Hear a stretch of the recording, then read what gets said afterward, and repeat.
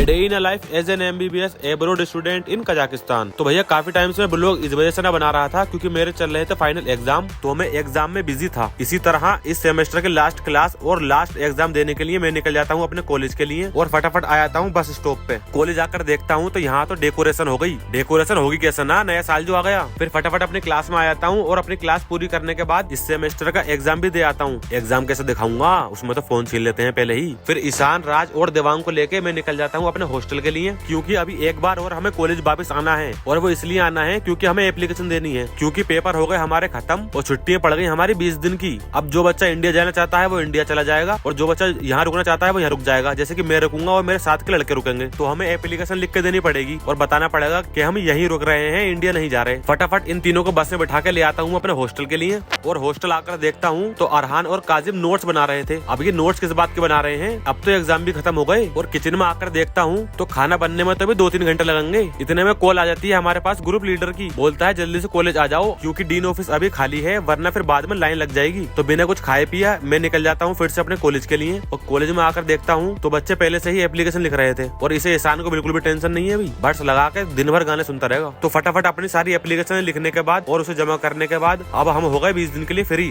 फिर इन सबको लेके मैं निकल जाता हूँ मेगा पार्क की साइड, क्योंकि मुझे निकालने थे एटीएम से पैसे। मंथ का एंड चल रहा है, जेब में कुछ भी ना बचा। अब मैंने सोचा जब यहाँ आ ही गए हैं तो क्यों ना पहले घूम लिया जाए। जब से तो एग्जाम की टेंशन में हॉस्टल से बाहर निकले ही न थे। नए साल की तैयारी धूमधाम से यहाँ भी चल रही है भाई। 2-4 स्टोर विजिट करने के बाद मुझे दिखाई दिया डिफेक्टो। ये कजाकिस्तान का वैसा ही ब्रांड है जैसे इंडिया में जूडियो। हर दूसरा इंसान यहाँ से शॉपिंग करता हुआ दिखाई दे जाएगा। और नीचे आते समय मुझे दिखता है कलरफुल पानी, क्या मतलब लाइट लग रही है इसके नीचे। अब फटाफट वो काम कर लेते हैं जिस काम के लिए मेगा पार्क आए थे, मतलब पैसे निकाल लेते हैं। फटाफट एटीएम से पैसे निकालने के बाद उनको गिन लेता हूँ। फिर राज, ईशान और देवांग हमसे हाथ मिलाने के बाद निकल जाते हैं अपने हॉस्टल के लिए और हम भी आ जाते हैं अपने हॉस्टल। और पूरा दिन भूखा रहने के बाद अब लगती है बहुत तेज की हमें भूख, तो रास्ते में से लेते हैं हम एक पिज्जा और फिर आ गए हम अपने हॉस्टल। और हमारे हॉस्टल आते ही 5 मिनट के लिए भाग गई लाइट, तो अब तुम्हें पता ही है क्या होगा।